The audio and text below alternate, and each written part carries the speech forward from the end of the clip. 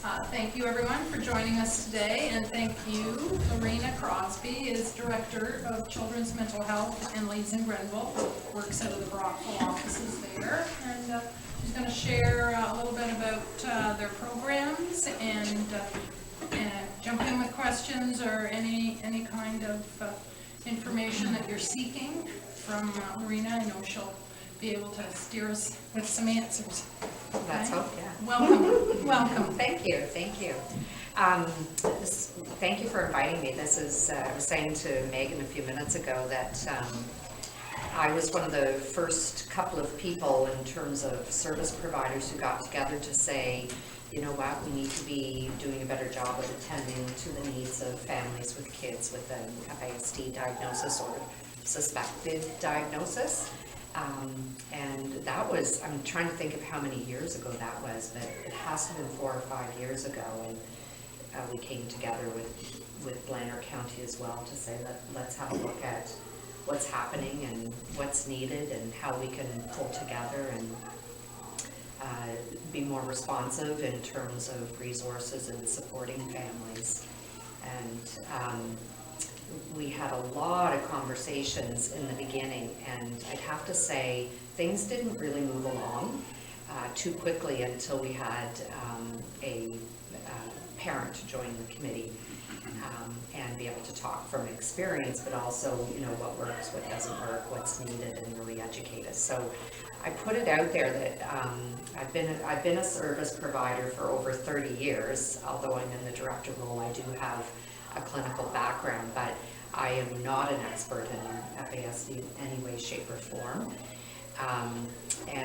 But certainly I have worked with kids either suspected or yes, diagnosed, but also who are coming with you know, other issues that they've worked on, as opposed to families coming seeking support. There's been other issues that have been going on in a child's life.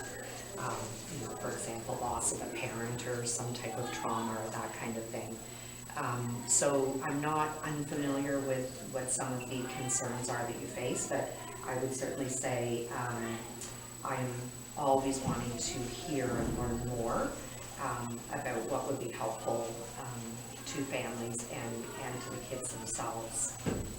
So Children's Mental Health serves Leeds-Grenville.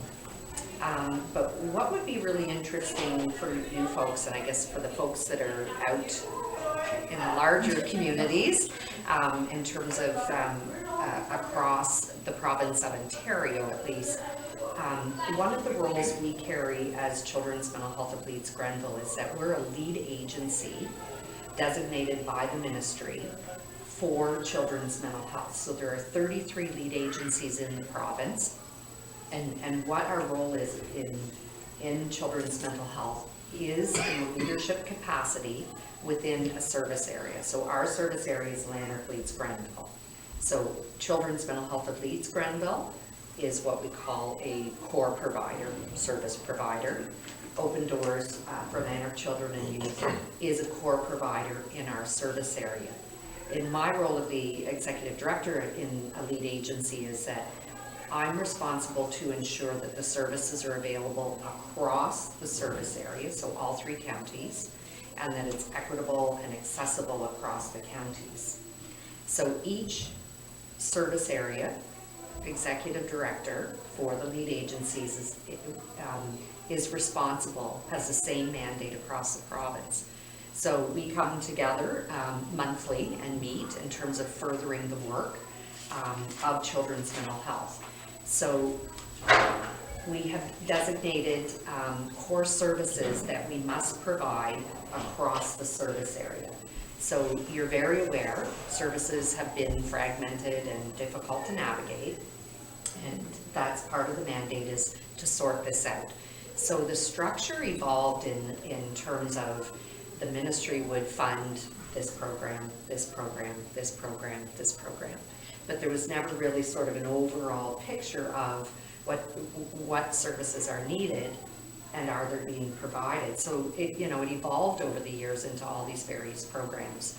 There were 450 some odd ministry funded mental health programs across the province. So they could have been, they could have been services like a whole host of services under one agency, or you could be receiving a small pot of money to provide one particular service. But what that means is it's confusing to know where am I supposed to go then. A little less confusing in Leeds-Grenville because it's Open Doors or it's Children's Mental Health of Leeds-Grenville. But the ministry then defined what are the services every service area must provide in the province to kids and families. And so it means that if you move from here to Thunder Bay, you can expect the same services are being offered in that area that are being offered here. And that was not happening previously. You could be receiving something here and move and either not know where to find it or it wasn't being provided. So I'm not going to use all our lingo in terms of what the services are, but you know, you could potentially, if you were moving, need to learn some of the lingo perhaps to identify what you need, but I don't think that's really necessary. But the core services basically range from walk-in type services, crisis services, you know, shorter term services, longer term services, and then out of home service or intensive services. So in my mind, the range of services we're expected to provide are meant to meet your needs, and they need to be provided within each service area. So that's an important piece. So when we talk about, and I've got a short video clip on our website, when we talk about those services, you can expect that they're provided. It's still a work in progress because, of course, there's a finite amount of money, and there wasn't a bunch of money then dumped into the system to say, okay, now for you folks who don't have a residential service, for example, because we don't have that in Leeds-Grenville, there wasn't an influx of money to say provide this. So what we're doing is sort of realigning, reshaping services and flagging for the ministry still where those gaps are. So that's an important piece to know that. So when I speak about our services, although they may not just fall under one agency across the province, you can expect across the province that those services are being provided. So what would be the most helpful in terms of talking through that? Would it be an example of if you identify a need and how you might walk through entering our organization and what it might look like? Would that be a reasonable place to start? Okay. So there's a couple of ways you can enter our services. So one would be simply pick up the phone and you call, and we take some information from you. And really that initial call is all of your basics, you know, demographic information. What do you need? What are you thinking would be helpful for yourself, your children, for your family? We look at the whole picture. What's working well right now? We talk a bit about what's happening that are strengths that we can build on. What are you thinking that would be the most helpful for you? And it's a fairly brief intake, but it also gives us an opportunity to assess if there's anything, any risk issues or crisis things we need to attend to right this moment. We then invite you in for a face-to-face appointment, and it gives us an opportunity then to have a bit more discussion, hear a little bit more in depth about what's going well, you know, what is it that you're looking for, and then to talk with you directly about, okay, here's what we have, how could, you know, what do you see fitting and working for your family? So let's begin to sort of build that picture of services. Many families stop at that point, and there are a multitude of reasons, because it's a full clinical session. It's not just let me hear what's happening and you describing it, but it's also a full clinical session. Many families only need one session, and it could be because they've heard something that has helped them, you know, go back out and continue on their journey, or they might come away feeling validated, like, yeah, this is a really tough time right now, but I'm on the right track. So I've heard enough to know, I really know what I'm doing. It's hard right now, but I'm, you know, there might not be a whole lot of other things we need to do. So that's one piece that happens. But in that session, if you decide you need to come back again, then that's a conversation. And between yourself and the counselor, you'd be deciding you know, I think maybe we need psychiatry, or we need, you know, a group treatment program, or we need this. So that would determine what your next step is. And at that point, you may stay with the person that you've just seen in terms of whether it's a briefer kind of service that you're coming in, you want a few sessions to talk through a particular issue. So that would be, it could be a beginning and an end when you're working with that person. If you feel like you need a bit more and it's starting to sort of involve some other service providers, we may bring you into our counseling therapy program. Those counselors they have the ability to do a little bit more longer term type work and to work more with the community partners or attend psychiatry appointments and that kind of thing. So it's the little bit more that you might need in terms of support, or that you're coordinating with other service providers that might be working with your family, or inviting other service providers into the work that you might need. So, excuse me, Lorena, the community partners, is that the school boards too? Could be anybody, absolutely anybody that my family is either already working with or needs to be working with. One of the critical services that we're working very closely on is service coordination.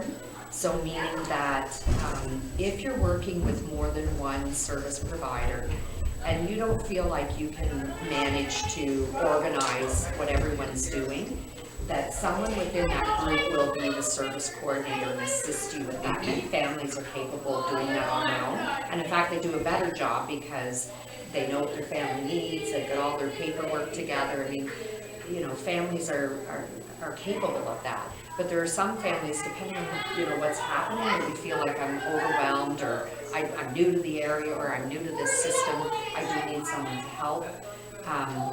So somebody will, as in one of the counselors or service providers will say, I'll be the service coordinator.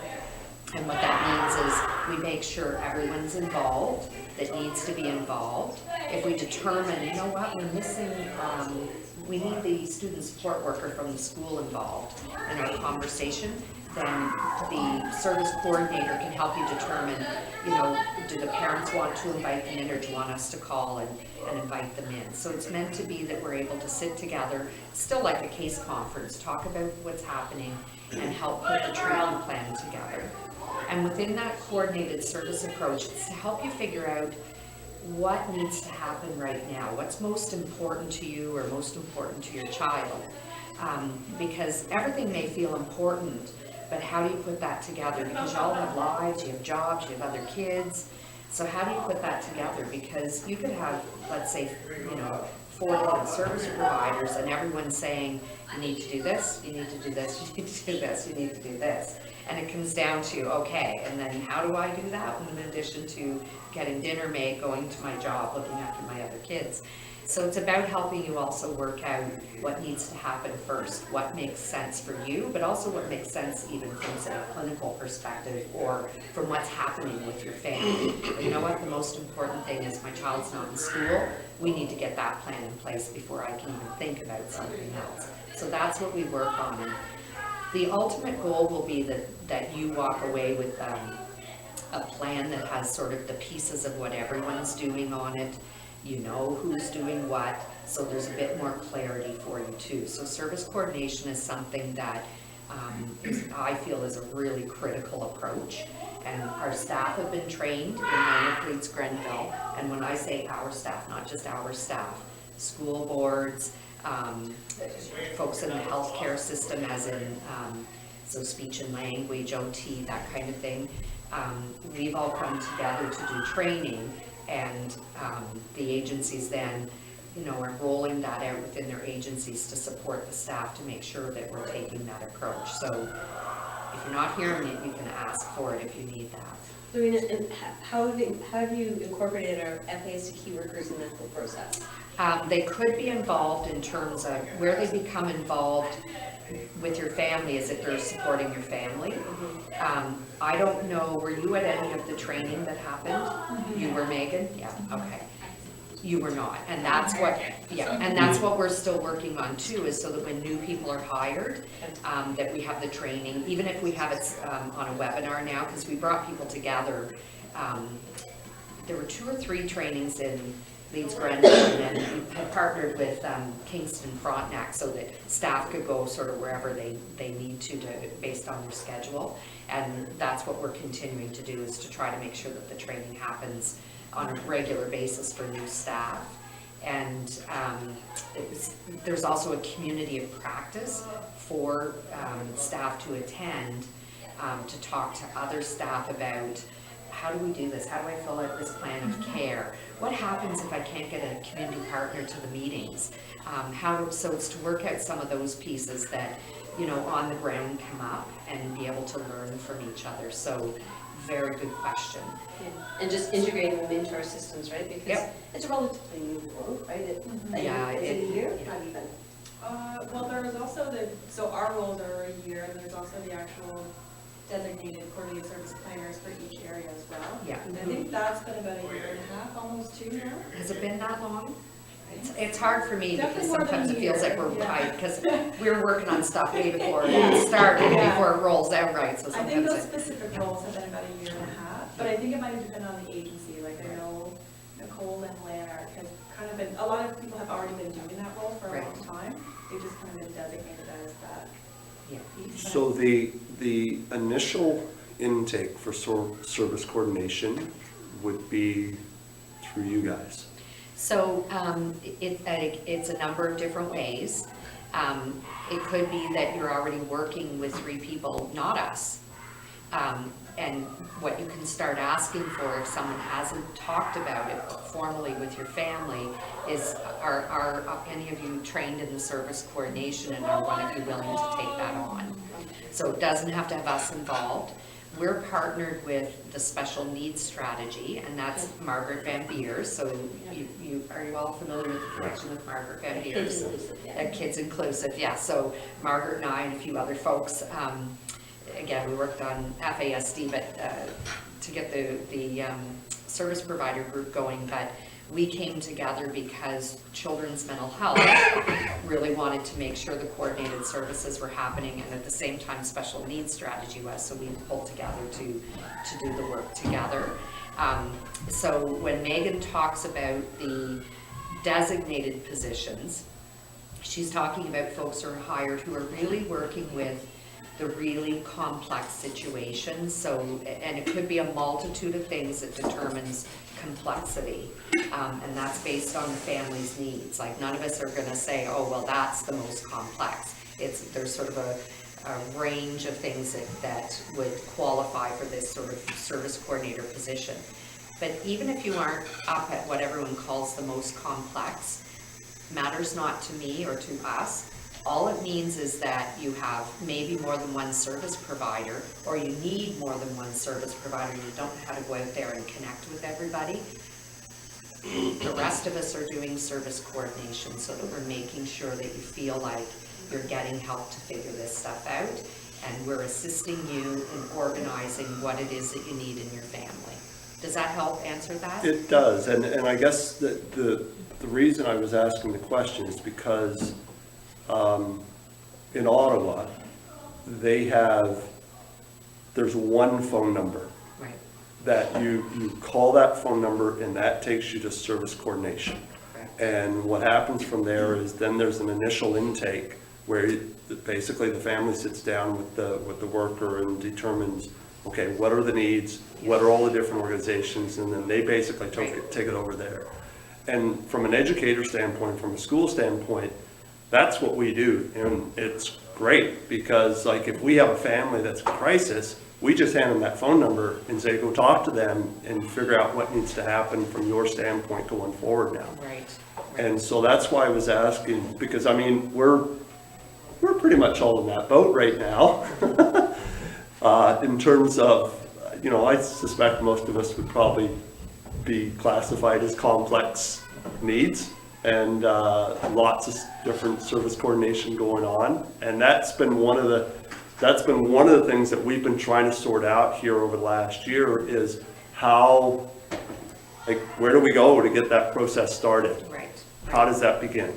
So again, in a simple way, as in asking one of the service coordinators who are involved with you, but we can flag that to bring back as well to Mark Van Beers and to the conversation. So I think, I don't know Ottawa Services well at all, but I think they developed that approach because there's so many, it's such a huge system in Ottawa. Yeah. And I think it spans not just the mental health, right, that medical system, you name it, whatever you might possibly need. So I'm not sure, I think all of their services maybe come out through that one access point, I'm not entirely sure. And we are not in that way at this point. But I still want you to feel that it should be easy in terms of being able to ask a service provider about that. So someone who's connected with your family, and if they don't know about that, letting us know, like letting Mark know, let someone know that either they're not trained in it or what's happening so that we can sort that out, because it is available to everyone who potentially needs it. Okay. Question. I'm wondering how much better you think you are at this than, say, 4 years ago? It's a very good question. Very good question. And I would say that because we're talking about it, that makes it better. And because it's being rolled out, that makes it better. But would I think that we've moved the needle a long way? No. Okay. The reason I ask, you're familiar with Shannon Phillips? Yes. Okay. So Shannon Phillips for 2 years has said we need complex case resolution. Family and Children's Services was supposed to handle it. Well, I guess they got bored, so they closed the file. You guys were involved 4 years ago. I was just at ARC this week because of my children's history. I'm not sure we qualify there. But you guys, I said, we're not going for those amateurs. From past experience, honestly, don't know where to start.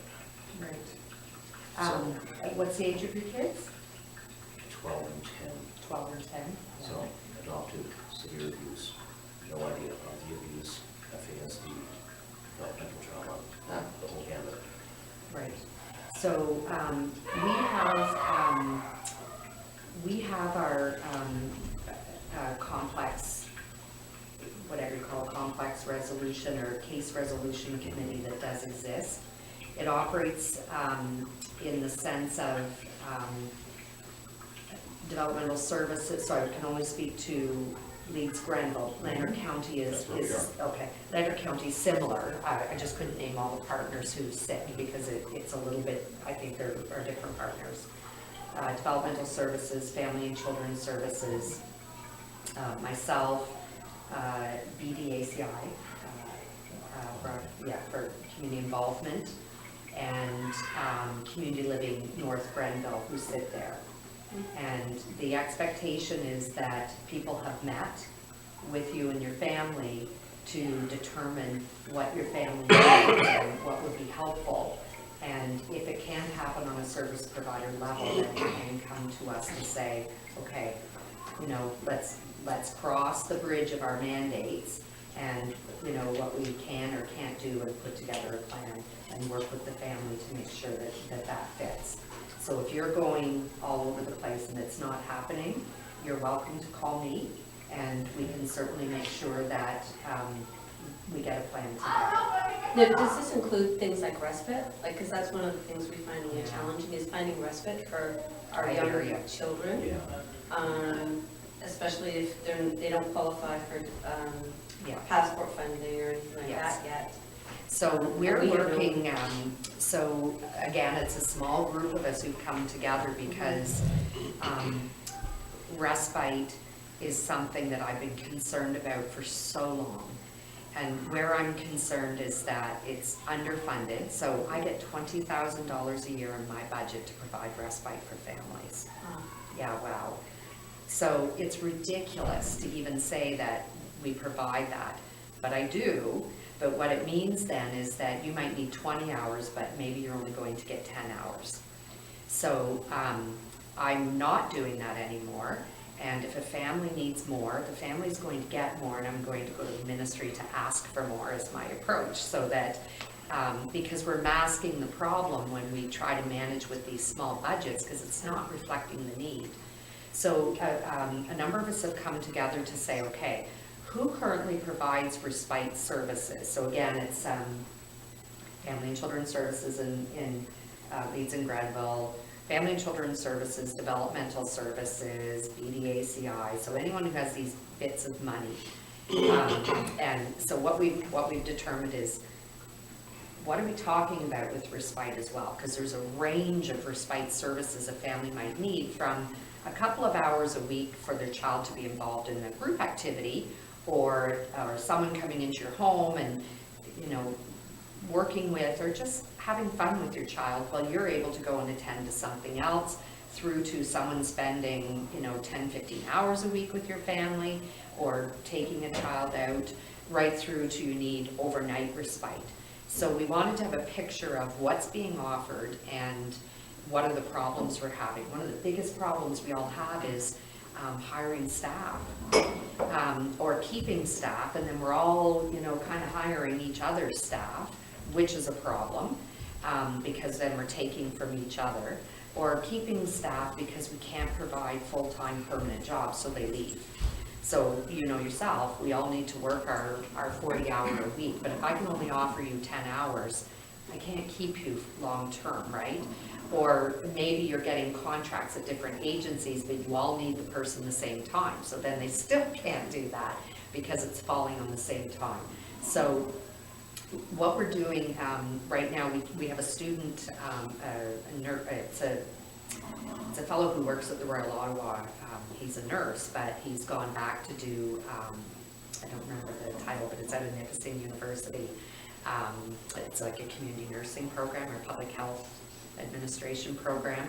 He's joined our little work group so that he can do some research for us in terms of, are there models out there that we can be looking at in terms of how best to serve the respite needs of families, and what's the best way of utilizing either funds that we get, or supporting you in utilizing the funds that you do have available for your families. I also wasn't aware there are a lot of families who have access to funds and you're not using them because you can't find somebody. That's Or our problem right now. there's so many weird rules around it that you don't know how to find someone. Or for families who, if you have to provide receipts back, who just can't organize all that on top of everything else that they're doing. So that's a real concern, right? I mean, it's complex enough for us, and, you know, I have folks who work with me who figure out finances, and, you know, we hire people, so that's a piece of it. The other thing is timeliness. So I'm a unionized environment, which means every time I need to hire a respite worker, I have to post it for 5 days internally before I can post it externally.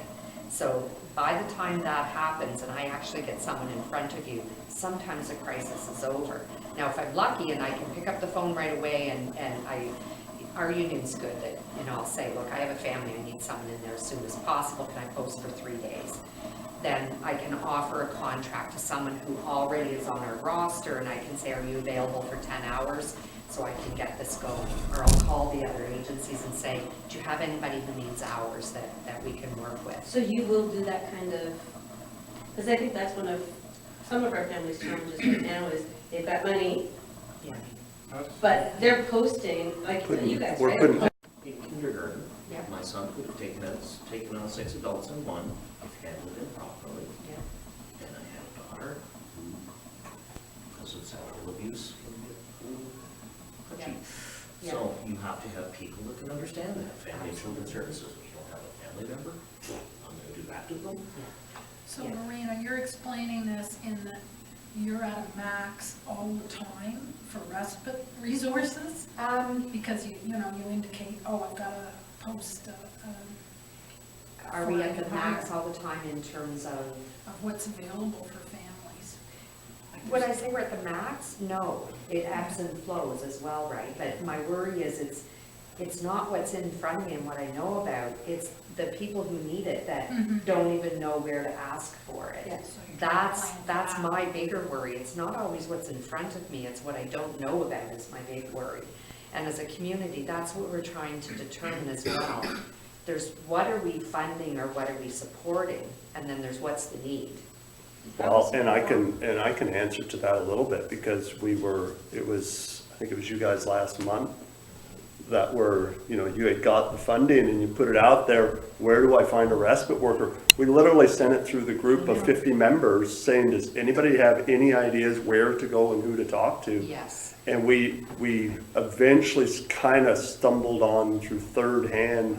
We heard that Community Living North Grenville might possibly come in and do something. Yeah. That But was it- that was the extent of it. But aren't they? We were told, we had Adults, to right? make an ad. I was Yeah. told to put up an ad, Right. and I submitted it to community services in 3 different, and I posted it and sent it to Ottawa, in Merrickville, Smiths Falls, And you still don't have And anybody. we That was haven't a heard month back ago, from right? anyone, and the thing is nobody wants to come into a rural area for 3 or 4 hours a week I hear you. for $15 an hour. Well, see, When they've got to that's, drive from somewhere, and we were Now told we not were to told put out more than $40 an hour. 15, we were told not more than $15 an hour to put out to it. but see, that's a piece of what my worry is too, is that, so A, there's a piece of, these are our most vulnerable kids, right? Yeah. So you want to make sure you have someone hired who's capable and who's safe, right? Yeah. To bring into your home and into Yeah. your children's lives. And you're putting the organization of it on parents that are already, the reason they're Yes. asking for respite is because they're already at their max, right? Exactly. So that's a piece of what my worry is. And then the other piece, and this is sad, and again, to come back to how it should be consistent across the province, it's not consistent even across agencies. So again, I'm a unionized environment, I have a pay scale that I follow, but what comes with that is certain criteria. So what we pay our respite workers is $26 to $30 an hour. Yeah. You folks can't compete with that, because No. you also have, yeah. We get X amount of dollars, and we're Because- told, don't pay them more than this. That's right, so if you're paying minimum wage to stretch your money, if you have to double up because you're competing with what respite workers who are out there and they're Yeah, no, used they to can being find paid that. higher, they're not Yeah. gonna take your jobs. And then I sit here and I feel like I'm competing with families for respite workers. So these are all pieces that we're absolutely looking at and we're mindful of. We know it's there because the families are telling the service providers. And even across agencies, there's differences in what they're paid, from my agency to developmental services to BDACI. So that's a worry as well. How do we look at that so that we have qualified people, so we know that they've been through reference checks, that they're safe and they're qualified in the sense of what your child needs. Because it's not just about taking your child out and spending time with them. They may present challenges when they're out and about that someone has to also be able to manage.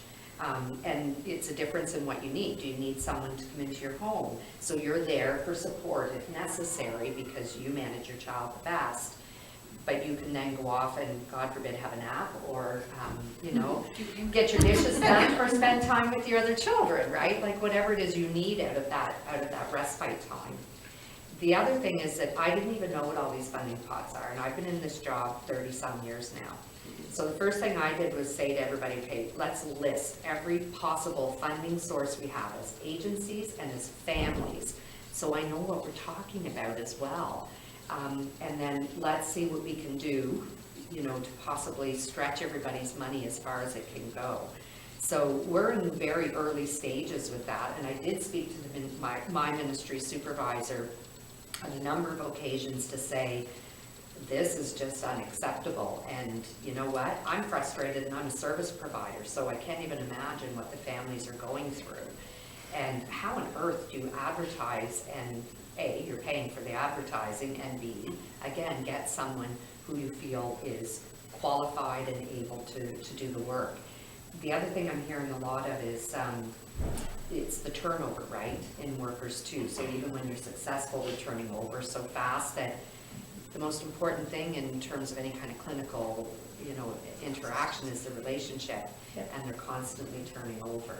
So so this is a whole piece. So this might be something that, and if any of you have time and are able to, is to spend a bit of time with this small committee that's working as well, or even be a person we can call, because I don't want to do it in isolation, because I don't want to assume that I know what you're dealing with. I can tell you from an agency perspective and an individual family perspective when they're in front of me, but I can't give you the whole, I don't know the whole picture, right? I'm not walking your walk, so. What's the name of the committee? I don't know. Oh, It's okay. the Respite Committee, I don't Okay, know, I just okay. made it up. It's a group of people Brought getting people together. together to talk about it, to say we have a problem. Oh, no, I might be able to afford some time on it. It's, So now you're gonna figure it out. so in Leeds and Grenville, it's Family and Children's Services at the table, Developmental Services, BDACI, Community Living North Grenville, and myself. What's BDACI? Brockville and District, Area. an area, community involvement, Okay. yes. I'm chairing the committee just because this needed to happen, so. And so again, I'm sort of limping through and learning as well, because we really weren't providing respite because we had $20,000. So we were relying on agencies like BDACI, who that's part of their role, but not knowing that, again, there were all these various pockets of money and all of these issues that were coming up. And how do we work together? What was happening more and more is that I was calling the agencies to say, do you have staff I can hire? Do you have staff that you've already hired that I can offer contracts to? And that's how it started. There's one more factor that we've ran into as well, is within Lanark County, some of the potential respite people that we could hire, that we know, their professional job does not allow them to take personal contracts outside of their work. Correct. And so that's the other one we've ran into as well. So even today with Blake and Andrew, what we've had to do is we've had to go outside of Lanark County in order to be able to bring them in, to be able to have them do that today for us. Right, because it's about conflict of interest, right? Yeah. Yes. Yeah, so, yeah, yeah. So when you talk about we're competing against the agencies, we're truly You are competing. truly. We are truly competing against But the we agencies. really are, especially if we're paying more.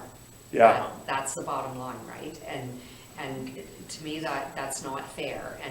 And we've done a bit of a sort of, okay, what do we hope respite services are gonna look like down the road?